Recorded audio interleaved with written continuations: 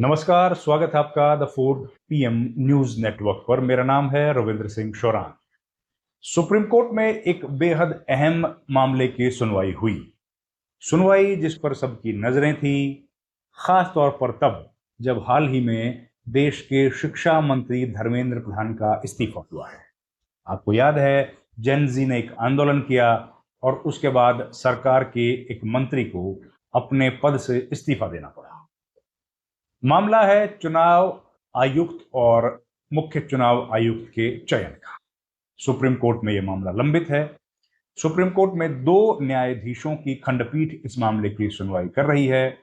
Justice Dipankar Datta और justice Satish Chandra Sharma, इन दोनों की जजों की खंडपीठ इसको सुन रही है। आज क्या हुआ? आज ये हुआ कि सुप्रीम कोर्ट ने इस मामले पर अपना फैसला सुरक्षित रख लिया। क्या मामला? क्या सुरक्षित ये रख लिया कि ये मामला सुनने के लिए बड़ी बेंच को भेजा जाए कि नहीं। अब ये बड़ी बेंच का क्या मतलब है? ये दो न्यायाधीशों की बेंच थी। एक बेंच होती है 3 की, एक बेंच होती है 5 या उससे अधिक की। लेकिन ये बताऊंगा क्या होती है, उसके पहले बताऊं दो मुख्य टिप्पणियां जो सुप्रीम कोर्ट ने की, जिससे ज्ञानेश कुमार को झटका लग सकता है। क्या कहा? सुप्रीम कोर्ट ने कहा कि जो ईसी चुनाव आयुक्तों को चुनने की प्रक्रिया है, जिसमें पहले प्रधानमंत्री, चीफ जस्टिस ऑफ इंडिया और नेता प्रतिपक्ष लोकसभा होते थे, उसमें से चीफ जस्टिस ऑफ इंडिया को बाहर क्यों किया? एक। दूसरी बात, कोर्ट ने कहा कि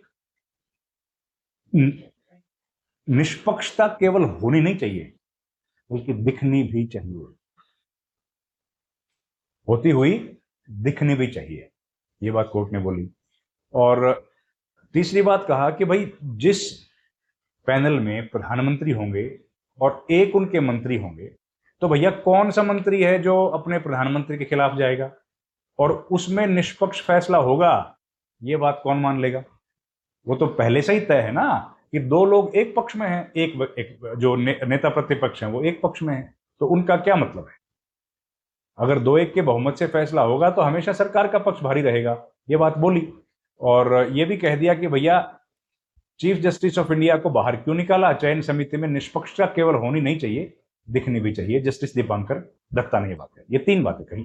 अब आलेख की बात करता हूं पीठ पर। ये 2 न्यायाधीशों की पीठ है, जिसको खंडपीठ बोला जाता है। इससे बड़ी पीठ होती है 3 की। लेकिन सुप्रीम कोर्ट में सरकार की तरफ से एक पिटीशन फाइल की गई है, जिसमें सरकार ने कहा कि इस मामले को ये 2 न्यायाधीशों की पीठ ना सुने, इसको फर्दर हियरिंग के लिए 5 न्यायाधीशों की संविधान पीठ के पास भेज दिया जाए। 5 की भी हो सकती है, 7 की भी, जैसा चीफ जस्टिस बनाएंगे वैसे। इसको संविधान पीठ को भेजा जाए, ये मामला है। तो कोर्ट ने इस पर अपना फैसला सुरक्षित रख लिया है। अब इस पर फैसला होगा। लेकिन हियरिंग के दौरान क्या हुआ? अब सरकार की तरफ से पेश हुए सॉलिसिटर जनरल तुषार मेहता, उन्होंने कहा कि हम लोग ये क्यों मान लेते हैं, क्या हम लोग ये मान सकते हैं कि प्रधानमंत्री जो हैं देश के, वो लोकतंत्र के खिलाफ फैसला करेंगे? हम लोग मान सकते हैं क्या? एक। दूसरा, उन्होंने कहा, क्या यह संभव है कि प्रधानमंत्री अपने मंत्रिपरिषद के सदस्यों को चुनते वक्त भी किसी बाहरी व्यक्ति से या जज से सलाह मशवरा करें? दोनों बातों का जवाब तो ना है। खैर, कानून का बचाव करते हुए उन्होंने कहा कि यह मान लेना गलत है कि चयन समिति में संख्या बल के कारण प्रधानमंत्री और मंत्री बुरी मंशा से काम करेंगे। सॉलिसिटर जनरल ने कहा कि भाई, अगर प्रधानमंत्री के फैसले को भरोसे के लायक नहीं माना जाएगा तो कैसे होगा? कैबिनेट चुनते समय भी क्या उनको आप कहोगे कि भाई आप तो ऐसा करें? खैर, उन्होंने ये भी याद दिलाया कि भाई, सुप्रीम कोर्ट ने प्रधानमंत्री पर भरोसा जताया था कि आपराधिक पृष्ठभूमि वाले लोगों को मंत्री नहीं बनाया। जस्टिस दत्ता ने कहा कि असली मुद्दा यह है कि चुनाव आयुक्त स्वतंत्र व्यक्ति होना चाहिए। चुनाव आयुक्त स्वतंत्र व्यक्ति होना चाहिए। उन्होंने पूछा कि क्या चयन समिति में ऐसे लोग नहीं होने चाहिए जो निष्पक्ष हों और निष्पक्ष दिखाई दें? हम ये नहीं कह रहे कि समिति ने निष्पक्षता हासिल नहीं की, लेकिन अब स्थिति 2-1 की है। ऐसे में फैसला तो तय है, उसका तो कोई जिक्र ही नहीं है। अब ये पूरी टाइमलाइन अगर आपको मैं बताऊं, सबसे पहले चुनाव आयुक्तों की नियुक्ति का नियुक्ति को लेकर के कोई कानून नहीं था। सुप्रीम कोर्ट में एक मामला था। कोर्ट ने मार्च 2023 में एक आदेश दिया। कोर्ट ने कहा कि पीएम, प्रधानमंत्री, लोकसभा में नेता प्रतिपक्ष और चीफ जस्टिस ऑफ इंडिया के पैनल इसकी नियुक्ति करेगा। कौन? Chief justice of India, PM और नेता प्रतिपक्ष, 3 लोग। कब? मार्च 2023 में। अगस्त 2023 में सरकार ने सीईसी और चुनाव आयुक्तों की नियुक्ति को लेकर के एक बिल मॉनसून सेशन में पेश किया। पास तो नहीं हुआ, पेश किया। पास हुआ दिसंबर में, शीतकालीन सत्र, और वो पारित कर दिया। दोनों सदनों में पास हो गया। 2 जनवरी, दिसंबर में पारित हुआ। 2 जनवरी 2024 को, 2024 वही साल है जिसमें लोकसभा चुनाव हुआ। 2 जनवरी 2024 को एक पिटीशन सुप्रीम कोर्ट में फाइल की गई, जिसमें कहा गया कि सीजेआई को क्यों हटाया गया नए कानून में। मतलब कि सीजेआई को हटा के और एक मंत्री को लेना ये गलत है, और ऐसा क्यों किया गया। ये पिटीशन जनवरी 2024 में सुप्रीम कोर्ट में चली गई। उसके बाद 12 जनवरी को कोर्ट ने याचिका पर सुनवाई करी और जवाब मांग लिया। 9 मार्च को सरकार ने जो एक चुनाव आयुक्त थे अरुण गोयल, उन्होंने इस्तीफा दे दिया और चुनाव की तारीखों का ऐलान होना था। कौन से चुनाव की? लोकसभा चुनाव की। तो सरकार असमंजस में फंस गई कि भाई 9 मार्च को इस्तीफा हो गया और मई के महीने में या अप्रैल में चुनाव की घोषणा हो गई। फिर सरकार ने 9 को हुआ, 14 मार्च को ज्ञानेश कुमार और सुखबीर संधू को देश का नया चुनाव आयुक्त बनाया। अब ज्ञानेश कुमार देश के मुख्य चुनाव आयुक्त हैं। 20 मार्च को सरकार ने सुप्रीम कोर्ट में जवाब दिया, कहा चुनाव आयुक्तों की नियुक्ति में जज का होना गैर जरूरी है। चुनाव आयुक्तों की नियुक्ति ये पैनल कर सकता है। कोर्ट में कहा गया कि जरूरी नहीं है, आयोग तभी स्वतंत्र हो जब उसमें जज हों। ये बात हुई। तो असली जो विवाद है ना, वो क्या है? असली विवाद ये है कि भाई सरकार का एक नुमाइंदा प्रधानमंत्री, एक नुमाइंदा विपक्ष का नेता प्रतिपक्ष, एक चीफ जस्टिस ऑफ इंडिया को पहले जो रखा गया था अब क्यों नहीं है,